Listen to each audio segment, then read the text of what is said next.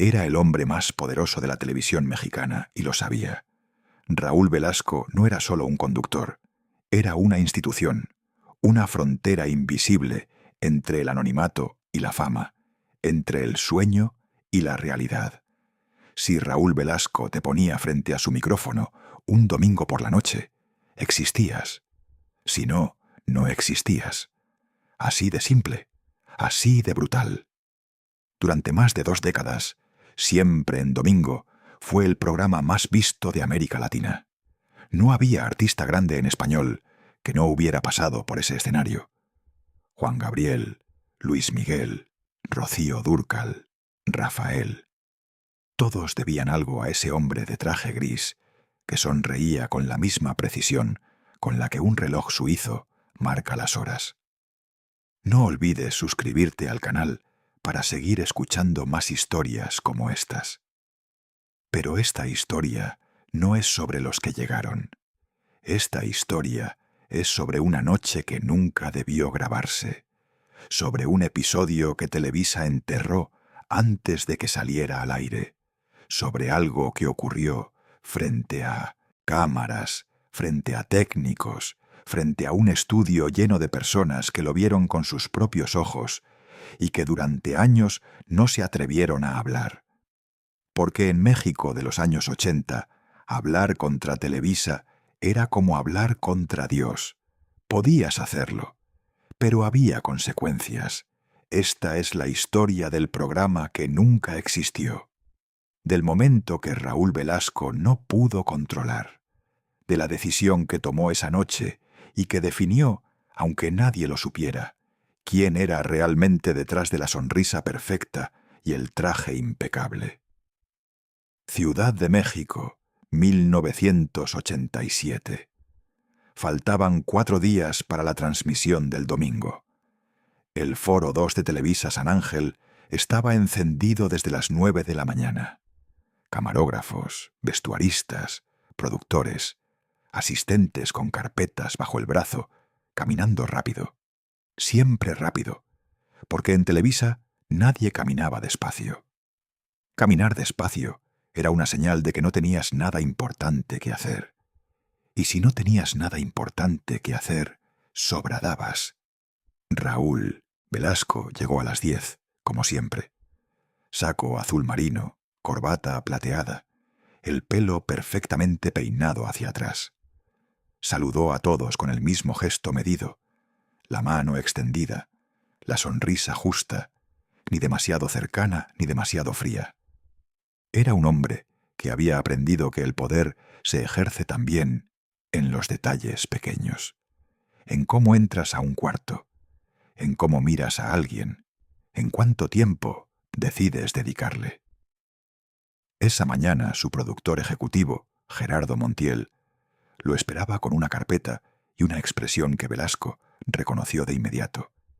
Era la expresión de alguien que trae un problema disfrazado de solución. «Tenemos un hueco», dijo Montiel sin preámbulos. Celia Cruz canceló.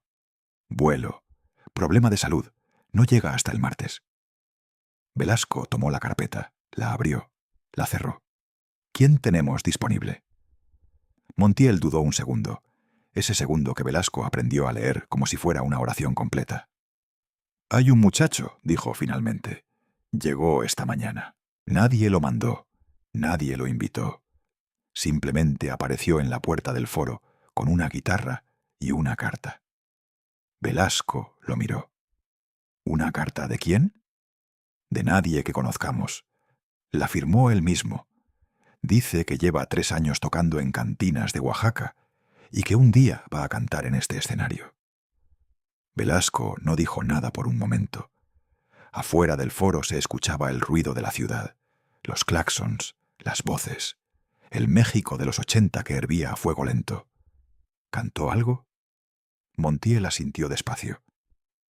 «Eso es lo que me tiene aquí parado frente a ti, en lugar de estar en mi oficina». Velasco entendió. Cuando Gerardo Montiel, hombre de 20 años en la industria, hombre que había escuchado a todo el mundo cantar en este negocio, te decía algo así con esa cara, no podías ignorarlo. Tráemelo, dijo Velasco. El muchacho se llamaba Esteban Solís. Tenía 23 años y la ropa que traía puesta era todo lo que tenía. Camisa de cuadros desgastada, pantalón oscuro con una costura rota en la rodilla, botas de trabajo que habían caminado demasiado. La guitarra era vieja, pero estaba afinada con una precisión que contradecía todo lo demás. Entró al despacho de Velasco sin aspavientos, sin la actitud nerviosa y exagerada de quien llega a pedir un favor. Entró como alguien que sabe exactamente para qué llegó. Velasco lo estudió en silencio desde su escritorio.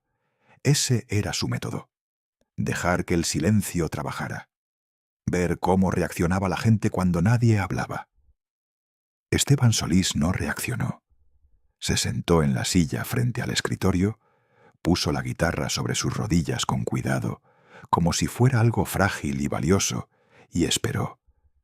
Eso ya era inusual. La mayoría de los que llegaban a ese despacho llenaban el silencio con palabras, con explicaciones, con currículums hablados, con nombres de personas influyentes que los recomendaban. Este muchacho no dijo nada. Solo esperaba. ¿De dónde eres? De San Pablo Villa de Mitla, Oaxaca. ¿Cuántos años llevas cantando? Desde que tengo memoria. Velasco asintió. Canta algo, dijo, sin más, sin contexto. Esteban Solís tomó la guitarra, acomodó los dedos sobre las cuerdas y empezó a tocar. Lo que salió de esa guitarra no fue una canción famosa, no fue ninguna de las piezas que los artistas llevaban ensayadas para impresionar en las audiciones. Fue algo que nadie en esa habitación había escuchado antes, una melodía que parecía venir de un lugar muy antiguo y muy adentro al mismo tiempo. Y cuando Esteban abrió la boca y cantó, Velasco sintió algo que no había sentido en años dentro de esa industria.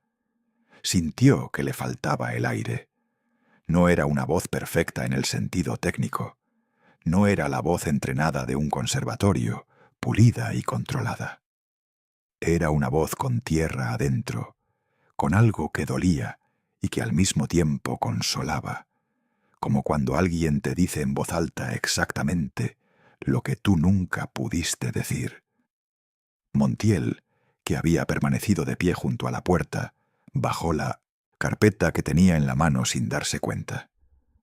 La canción duró 3 minutos.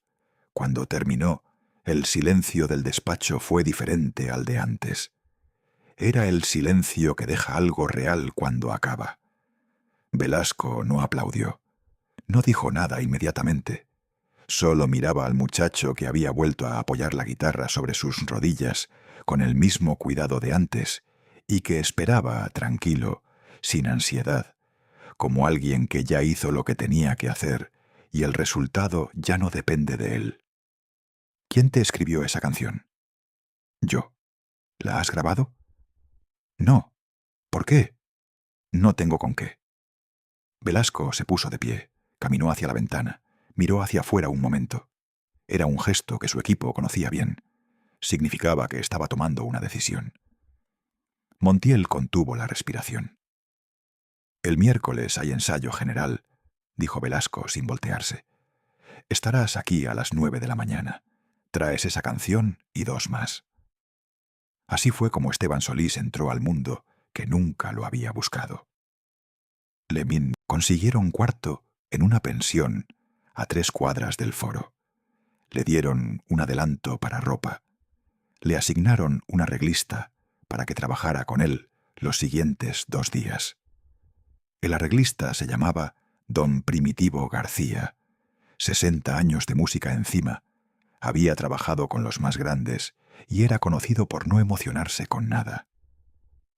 El primer día de trabajo con Esteban, Don Primitivo llegó a la oficina de Montiel con una expresión que nadie le había visto antes. ¿Qué pasó?, preguntó Montiel. El viejo se quedó un momento en silencio. Ese muchacho no necesita arreglos, dijo finalmente. Lo que tiene no se arregla porque no está roto. Montiel escribió eso en su libreta. Lo conservó durante años. El miércoles llegó con el peso específico de los días que cambian cosas. El Foro 2 estaba lleno para el ensayo general. Bailarines, músicos de la orquesta, 2 comediantes que cerrarían el segundo bloque, 3 artistas confirmados con sus equipos, y managers y representantes que llenaban los pasillos con conversaciones en voz baja y miradas calculadoras. Esteban Solís llegó solo, sin representante, sin equipo, sin nadie. Llevaba ropa nueva, la que le habían comprado, pero la traía con la misma indiferencia con la que antes traía la desgastada, como si la ropa fuera simplemente ropa y no un mensaje sobre quién eras. Los otros artistas lo vieron llegar y no supieron qué hacer con él. No encajaba en ninguna categoría conocida. No era el artista emergente con hambre visible de fama. No era el veterano con la confianza calculada de quien ya lo tiene todo. Era algo distinto que ninguno de ellos supo nombrar en ese momento. El ensayo comenzó a las 10. Los primeros 2 artistas pasaron por el escenario con sus canciones, sus coreografías, sus luces ensayadas. Todo profesional, todo correcto, todo exactamente lo que se esperaba. Cuando llegó el turno de Esteban, la orquesta tenía los arreglos que don Primitivo había preparado casi a regañadientes, porque el muchacho no necesitaba mucho. Subió al escenario, tomó el micrófono. Y ahí ocurrió algo que los técnicos del Foro 2 recuerdan hasta la fecha. Esteban Solís no ensayó, cantó. Hay una diferencia enorme entre ensayar y cantar, y esa diferencia se siente aunque no sepas explicarla.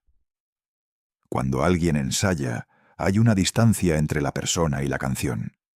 Cuando alguien canta de verdad, esa distancia desaparece. Desapareció completamente. La orquesta, que había tocado con absolutamente todos durante décadas, perdió el ritmo mecánico del ensayo y empezó a seguirlo como si estuvieran descubriendo la canción al mismo tiempo que él. 2 bailarinas que esperaban su turno en el lateral del escenario se sentaron en el suelo sin darse cuenta.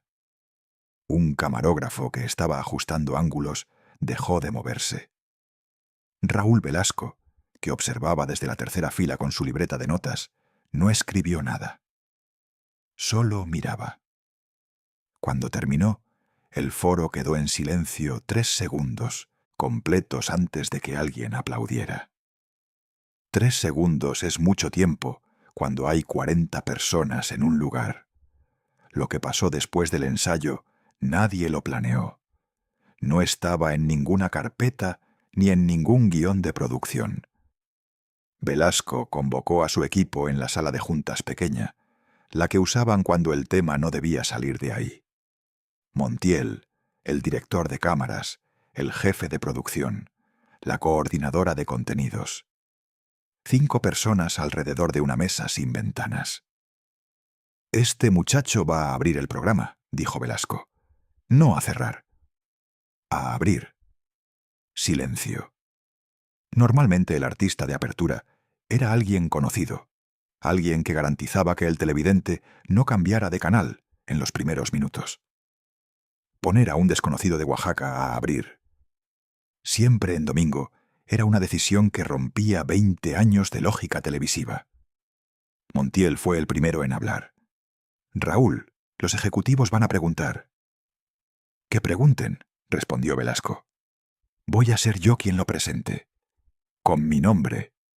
El director de cámaras, hombre callado que llevaba 15 años filmando ese programa, levantó la vista de sus notas. «¿Cuántos planos quieres?» «Todos los que puedas darme. Quiero que se vea su cara.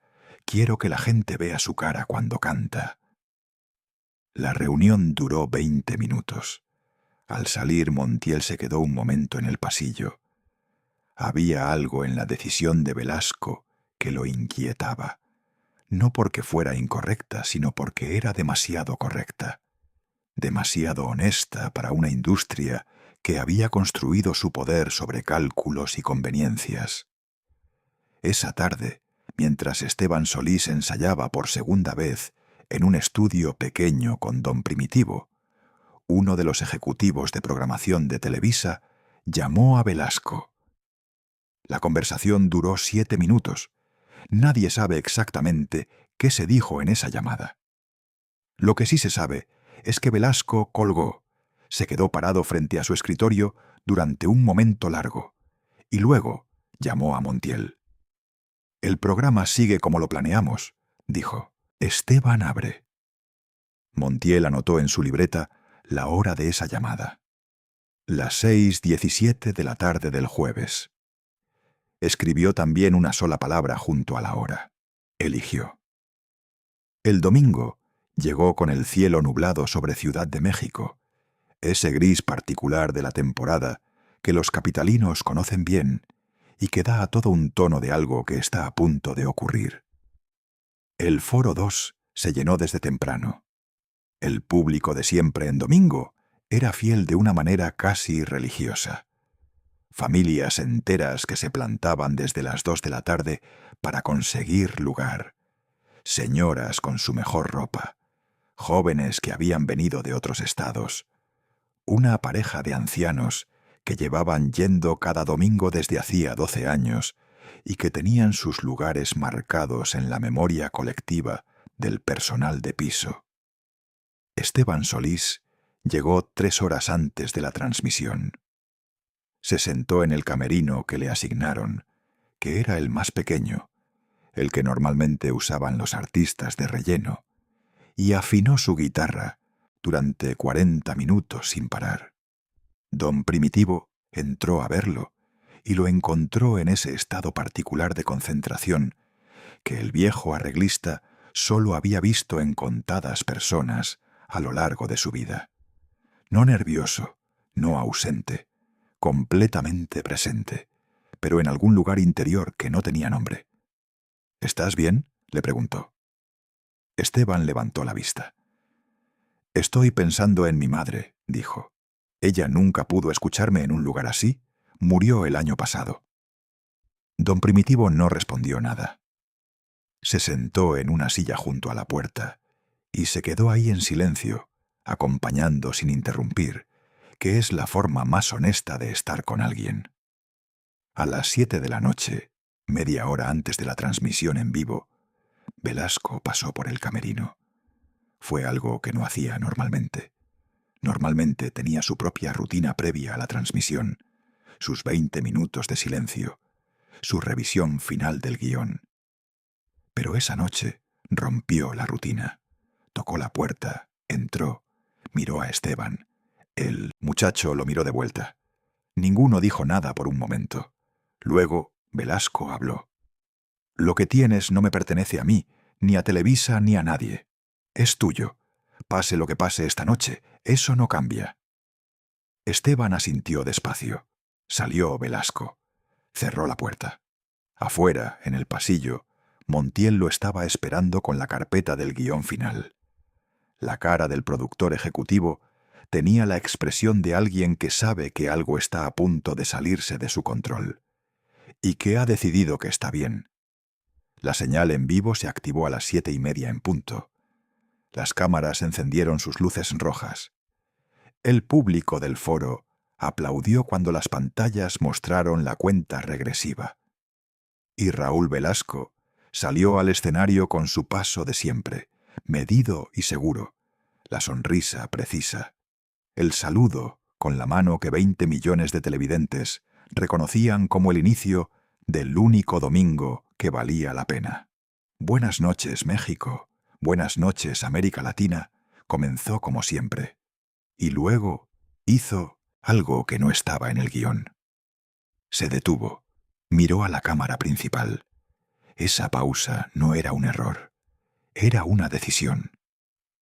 «Esta noche quiero presentarles a alguien», dijo, antes de cualquier otra cosa, antes de la bienvenida completa, antes de anunciar a los artistas confirmados, cuyos managers escucharon eso desde los monitores del pasillo, con expresiones que iban del desconcierto al fastidio.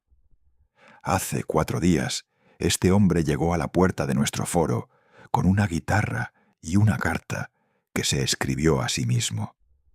No conoce a nadie en esta industria. No tiene disquera, no tiene representante, no tiene nada de lo que normalmente se necesita para estar en este escenario. Tiene una sola cosa. Velasco hizo una pausa, que el director de cámaras capturó con un plano cerrado en su rostro. La verdad. Se llama Esteban Solís, viene de Oaxaca, y esta noche van a entender por qué la música existe. El público aplaudió sin saber bien a quién aplaudía. Era el aplauso de quien confía, ciegamente, en quien está presentando. El aplauso de la fe. Esteban salió al escenario con su guitarra. Caminó hasta el centro con ese paso que no era actuado ni calculado, el paso de alguien que simplemente va a hacer lo que sabe hacer. Se paró frente al micrófono. Miró al público un segundo, no como evaluándolo, sino como reconociéndolo, como si fueran personas reales y no una masa anónima. Y comenzó a cantar. Lo que ocurrió en los siguientes 11 minutos no estaba en ningún manual de televisión. Esteban Solís cantó 3 canciones, las 3 propias. Las 3 sin acompañamiento de orquesta, solo su guitarra, porque en el último momento había pedido eso, y Velasco había autorizado sin consultar a nadie.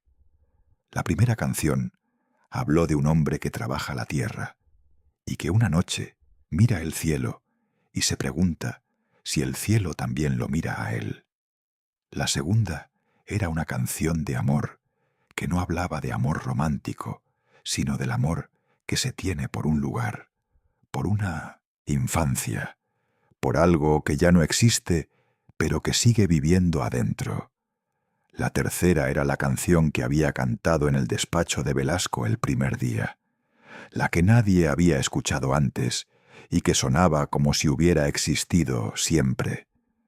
El Foro 2 de Televisa, ese espacio diseñado para la espectacularidad y el ruido, estaba en silencio absoluto.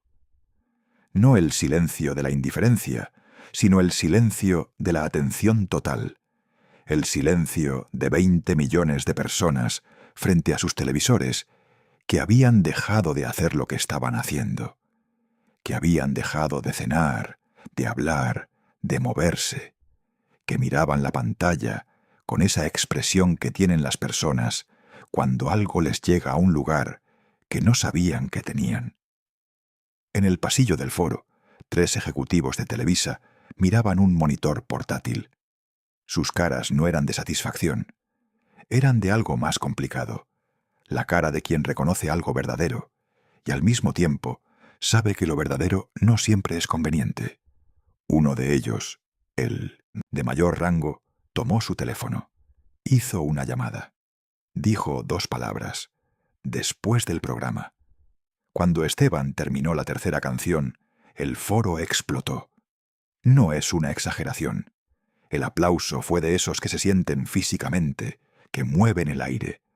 Velasco salió al escenario, abrazó al muchacho, y cuando lo miró de cerca, vio que Esteban tenía los ojos cerrados todavía, que todavía estaba dentro de la música, que para él el mundo real todavía no había vuelto completamente.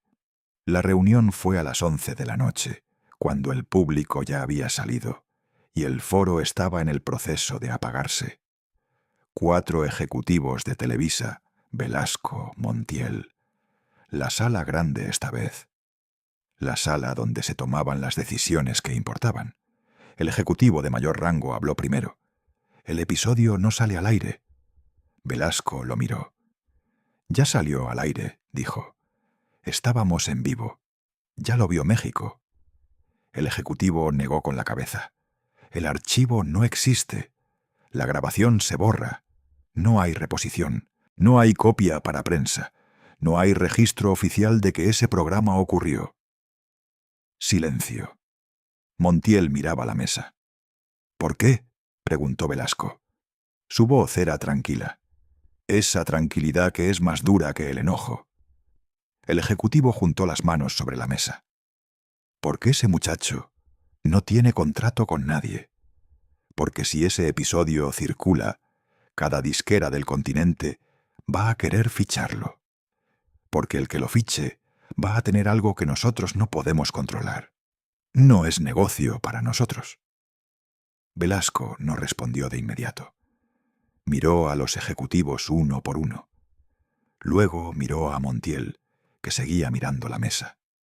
Pensó en lo que le había dicho a Esteban horas antes. Lo que tienes no me pertenece a mí, ni a Televisa, ni a nadie. Pensó en el silencio del foro durante esas 3 canciones. Pensó en su propio comienzo, en los años en que él también fue alguien sin nombre, ni contrato, que dependía de que alguien con poder creyera en él. Y entonces dijo algo que nadie esperaba. Bien, dijo. Borren la grabación. Silencio en la sala. Montiel levantó la vista por primera vez desde que había comenzado la reunión. Los ejecutivos se miraron entre ellos, sorprendidos por la ausencia de pelea. Velasco se puso de pie.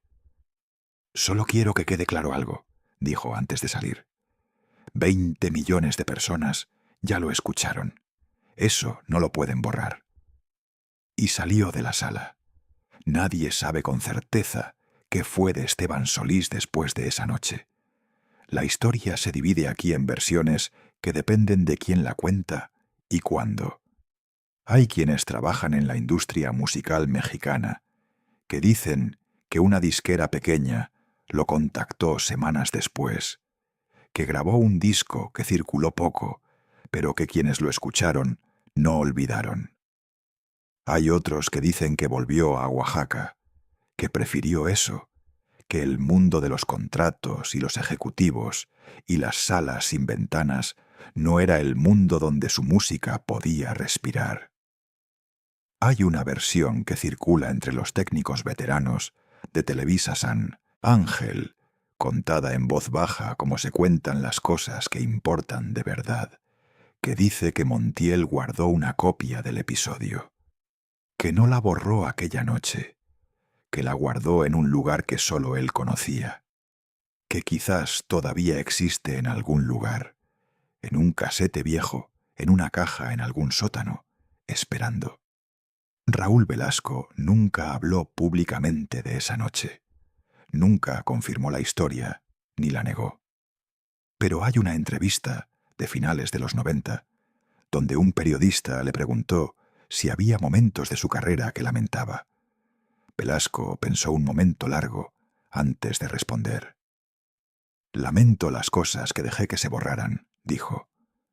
El periodista no entendió la respuesta y pasó a la siguiente pregunta.